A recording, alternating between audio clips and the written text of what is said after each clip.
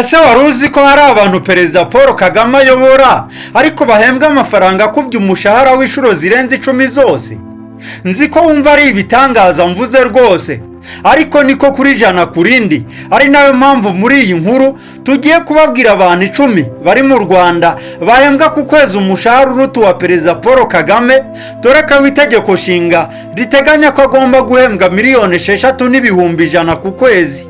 Ukuri tugiye gusangira nagukusanije nifashishije igitabo cyizewe nawe wasoma ubishatse cyitwa Rwanda The Blood Travel Guide, cyanditswe na Genis Boti afatanije na Philip.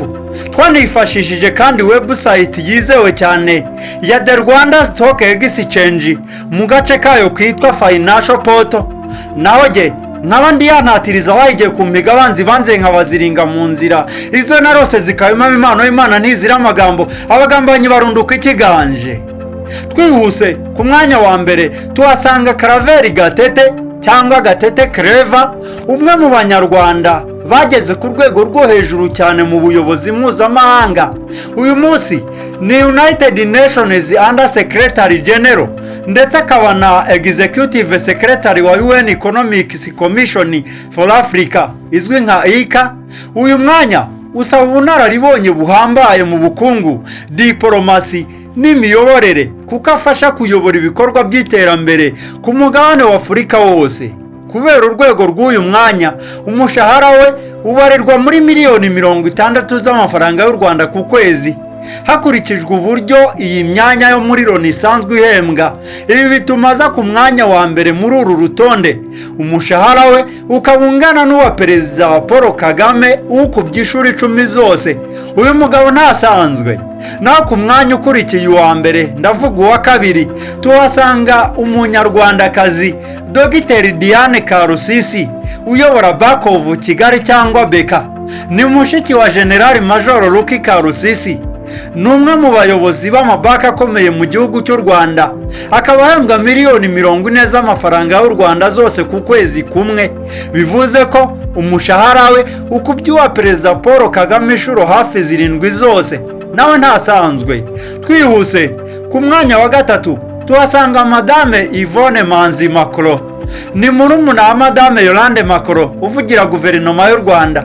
Akaba ari umuyobozi mukuru wa Rwandair, ayobora ikigo cy'indege cy'igihugu gikora ingendo mpuzamahanga. Akaba ahembwa umushahara ungana na miliyoni 25 z'amafaranga y'u Rwanda ku kwezi kumwe.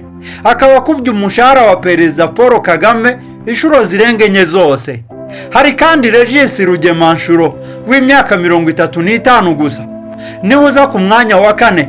Uyu akaba ari uyobora RSSB, ikigo gicunga ubwiteganyirize n'ishoramari rinini ry'igihugu cy'u Rwanda. Akaba ahembwa miliyoni 20 z'amafaranga y'u Rwanda zose ku kwezi kumwe. Nakubye inshuro 3 n'igice umushahara wa Perezida Paul Kagame wose. Kuri uru rutonde kandi harimo Madame Kameta Sayinzoga. Uyu mugabo we yitwa Byusa Marcel, akaba ari mwishywa wa Perezida Paul Kagame. Niwe uza ku mwanya wa gatanu. Akaba ari umuyobozi mukuru wa BRD cyangwa Banki y'Iterambere ifasha imishinga minini y'igihugu cy'u Rwanda. Uyu ahembwa agera kuri miliyoni 16 zose z'amafaranga y'u Rwanda. Akaba akubye umushahara wa Perezida Paul Kagame inshuro 2 n'imisago. Naho ku mwanya wa gatandatu turahasanga Bwana Benjamin Mutimura uyobora I&M Bank Rwanda, kimwe mu bigo bikomeye by'imari mu Rwanda. Akaba ahembwa agera kuri miliyoni 15 z'amafaranga y'u Rwanda ku kwezi kumwe. Ni ukuvuga ko umushahara we ukubye uwa Perezida Paul Kagame inshuro zigera kuri 2 n'igice zose. Naho ku mwanya wa karindwi hariho Madame Dr Valentine Uwamariya, wagize inshingano zitandukanye zo ku rwego rwo hejuru nk'umuyobozi mukuru wa Kigali International Financial Center. Uyu ahembwa abarirwa muri miliyoni 14 z'amafaranga y'u Rwanda. Bivuze ko umushahara ukubye uwa Perezida Paul Kagame inshuro 2 n'igice zose. Naho ku mwanya wa 8 hari Madame Diana Gitera, umwe mu bayobozi bakuru mu rwego rw'ubutegetsi bw'igihugu bwigenga, cyane cyane mu mikoreshereze y'abakozi n'imikorere y'ibigo birimo nka MTN na Beka. Uyu we akaba ahembwa miliyoni 12 z'amanyarwanda, bivuze ko umushahara we ukubye uwa Perezida Paul Kagame inshuro ebyiri zose. Ntidushobora gusiga kandi Madame Soraya Hakuziyaremye, niwe guverineri wa Banki Nkuru y'u Rwanda BNR, akaba ari ku mwanya wa 9 mu banyarwanda bahembwa umushahara uruta uwa Perezida Paul Kagame. Uyu mudamu akaba afite inshingano zo kurinda ituze ry'ifaranga n'urwego rw'imari rw'igihugu cy'u Rwanda cyose. Ahembwa agera kuri miliyoni 12 z'amanyarwanda, bivuze ko umushahara we ukubye kabiri kose uwa Perezida Paul Kagame. Naho ku mwanya wa 10 hari Richmond Lapeti, umwe mu bakinnyi b'umupira w'amaguru bafite amasezerano akomeye muri shampiyona y'u Rwanda. Akinira APR FC, akaba ahembwa agera kuri miliyoni 11 n'igice z'amafaranga y'u Rwanda. Ni hafi inshuro ebyiri z'umushahara wa Perezida Paul Kagame. Muri aba kandi hazamo umuntu ugiye kugutangaza cyane. Ni umukwe wa Perezida Paul Kagame, Bwana Bertrand Ndengeyingoma, ukuriye itumanaho, ikoranabuhanga no guhanga udushya muri Banki Nkuru y'u Rwanda BNR. Akaba ahembwa miliyoni 7 z'amafaranga y'u Rwanda ku kwezi kumwe.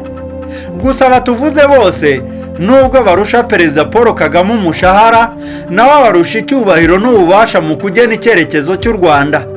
Nyamara rero nk'uko mubibonye, kuba umuntu yinjiza amafaranga menshi ntabwo biterwa gusa no kuba ari umunyapolitike cyangwa rwiyemezamirimo, ndavuga abacuruzi.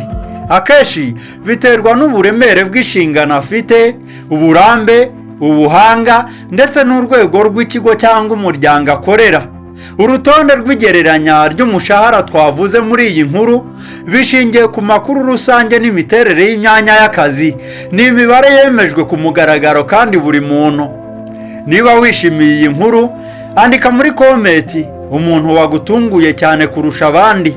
Kandi niba ushaka igice cya kabiri kigaragaza abanyarwanda binjiza amafaranga menshi binyuze mu bucuruzi n'ishoramari, bamwe twita abaherwe cyangwa abakire 10 ba mbere, urutonde ruvuguruye neza muri uyu mwaka rw'amakuru yizewe mu nkuru itaha, kandi subscribe na like kuko natwe turagukunda cyane kugira ngo utazatangwa, dore ko icyambere ari amakuru. Jye mbifurije guhaha no kuronka ndetse no kurambira kubona ibyiza, n'ubundi impano iruta izindi ni ubuzima. Bye bye. Tubijeje kandi ko tuzababwira inkuru zisesenguye, byimbitse kandi zisobanutse z'amakuru yizewe cyane, muzasanga kuri uyu muyoboro wa Byose ni Official. Turabakunda cyane kandi ubufatanye bwanyu Imana ijye ibubahera umugisha. Bye bye.